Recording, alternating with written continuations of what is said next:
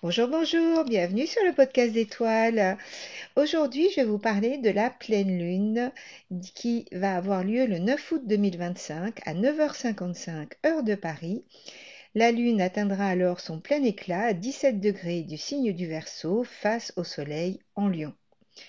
C'est une opposition qui met en tension nos élans du cœur, nos désirs d'indépendance, notre besoin d'être reconnu et notre volonté de participer au monde autrement. Alors, si vous avez le Soleil, la Lune, l'ascendant ou des planètes personnelles comme Mercure et Vénus dans le signe du Verseau, ou dans des signes fixes comme le Lion, le Taureau ou le Scorpion, autour de 15, 16, 17 voire 18 degrés, alors vous pouvez être particulièrement attentif parce que cette pleine lune vous concerne plus directement. Cette pleine lune, elle est intensément marquée par les transits des planètes extérieures qui se dresse comme un moment de vérité collective et individuelle, ou comme une onde d'éveil qui traverse le ciel et surtout qui traverse nos consciences. Comme toujours lors d'une pleine lune, quelque chose va se révéler. Nous savons qu'une pleine lune, ça se produit chaque mois, environ tous les 28 jours. On voit le soleil et la lune qui font face l'un à l'autre. Ok, c'est le moment où dans le ciel, on voit la lune briller de tous ses éclats. Et cela crée un moment de pleine lumière. Et donc, ce qui serait pas mal, je pense, c'est de revenir en arrière et d'observer lorsqu'il y avait la nouvelle lune en Verseau. Vous savez, une graine qui était plantée dans ce signe. Elle a été semée il y a 6 mois et ça va nous donner une meilleure idée du point de départ, en tout cas je crois, de ce cycle très particulier. Ce qu'on a semé au moment de la nouvelle lune en Verseau du 29 janvier 2025 arrive maintenant à maturation. À l'époque, on avait une conjonction Mercure-Pluton qui amorçait une refonte de nos modes de pensée, de nos réseaux et de notre relation à l'information. Maintenant que nous sommes sur le thème de la pleine lune, on va de l'avant. Vous voyez, il s'agit de réfléchir aux intentions que nous avions formulées il y a 6 mois. Aujourd'hui, alors que Mercure est rétrograde en Lion et opposé à Pluton, vous voyez, les deux planètes continuent à discuter ensemble, l'heure est aux révélations, parfois inconfortables, mais toujours libératrices.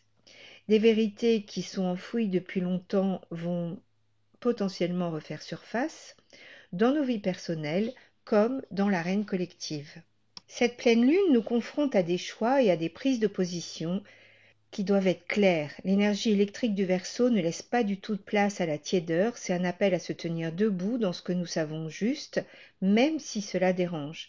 L'opposition Mercure-Pluton agit comme un scalpel mental.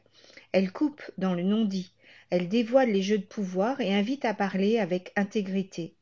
Il devient vital de trier, de discerner et de penser par soi-même, et peut-être de dire tout haut ce que l'on retenait depuis trop longtemps.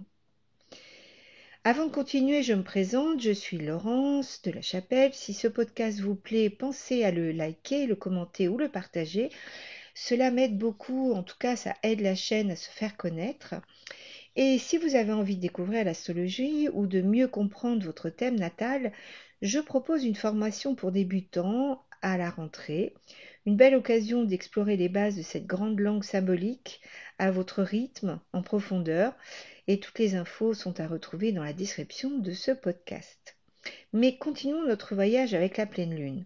Le maître moderne de cette lunaison, c'est Uranus, qui est tout juste entré en Gémeaux. Je vous fais en suivant un podcast sur justement ce que cela signifie un peu plus en profondeur et en fonction des maisons que cela impacte dans votre thème.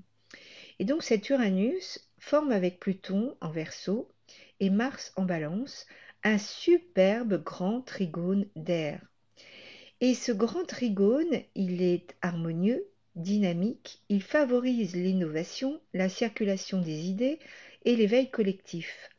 Les signes d'air comme Gémeaux, Balance et Verseau se relaient pour amplifier les intuitions, stimuler la créativité mentale et ouvrir les voies d'une pensée plus libre, plus intuitive et plus collaborative. Uranus en Gémeaux nous parle d'intelligence connectée, de transmission fulgurante, d'avancées technologiques et de révolution dans les modes d'apprentissage et de communication. Pluton en Verseau intensifie ce souffle d'innovation en poussant les groupes, les réseaux et les sociétés à remettre en question leurs fondations. J'ai aussi fait un podcast sur Pluton en Verseau si vous voulez en savoir davantage. Quant à Mars en Balance, il agit ici comme catalyseur. Il nous invite à agir avec discernement dans nos relations, à chercher des alliances sincères et à défendre la justice et l'équilibre avec courage. Ce trigone, c'est assez rare et c'est très porteur. Il favorise les mouvements collectifs portés par des idées neuves, les réseaux alternatifs, les initiatives citoyennes, les coalitions visionnaires. Il peut aussi générer une effervescence artistique ou intellectuelle, nourrie par le désir de transmettre un message au service du vivant. Mais tout ne coule pas de source.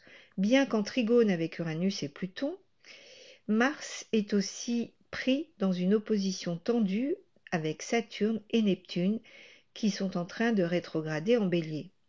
Ce face-à-face met en lumière les blocages, les hésitations et les illusions aussi. Il illustre ce moment paradoxal où l'on veut avancer, mais où la peur, le doute ou la confusion freinent l'élan. On pourrait se sentir tiraillé entre l'urgence d'agir et l'impression de ne pas avoir tous les éléments ou de marcher sur un sol mouvant. Cette opposition, complexe mais riche, peut aussi être porteuse de lucidité spirituelle. Elle nous invite à agir à partir de nos véritables intentions et non pas par peur, colère ou fuite. Elle nous pousse à incarner notre vision dans le réel, même de manière imparfaite, même si tout n'est pas encore clair. Mars opposé à Neptune, c'est aussi l'appel à agir avec compassion, à travers des gestes concrets, solidaires et inspirés, qu'il s'agisse de tendre la main, d'apporter un soutien local ou simplement de choisir la cohérence au quotidien. Finalement, Mercure rétrograde en Lion face à Pluton rétrograde en Verseau, c'est une parole puissante mais exigeante.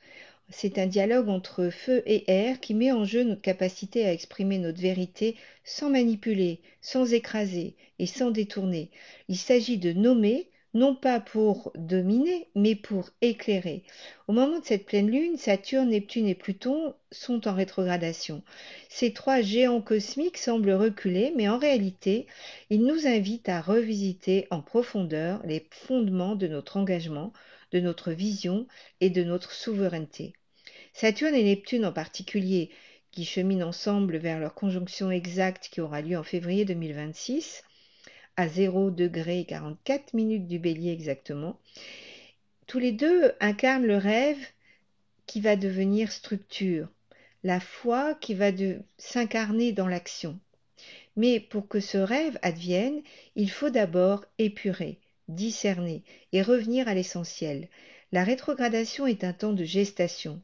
Le cycle ne se précipitera pas tant que nous ne sommes pas alignés intérieurement. En tout cas, on nous laisse le temps. Nous sommes donc dans une phase initiatique, un entre-deux qui demande foi, patience, lucidité et responsabilité. Heureusement, il y a un aspect qui vient apaiser tout ce moment très exigeant, toutes ces tensions qui amènent une forme d'exigence, donc, c'est la conjonction Vénus-Jupiter qui se passe en Cancer, qui évoque des retrouvailles, des élans du cœur, de la joie partagée et de l'abondance. C'est une invitation à revenir à ce qui fait du bien, à cultiver la beauté, la loyauté et les liens vrais.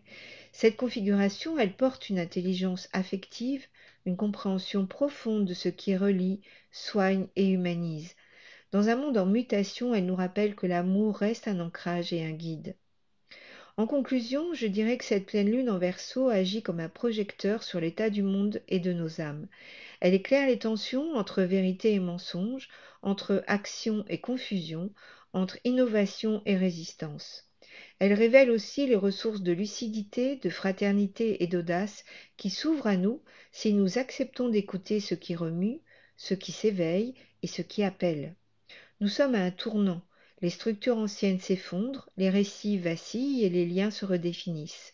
Mais dans ce tumulte, une clarté nouvelle s'installe, et elle nous dit « Soyons vrais, soyons libres, soyons prêts ». Face à ce souffle de vérité qui traverse le ciel, puissions-nous rester présents et garder vivante la lumière qui nous rend fidèles à nous-mêmes.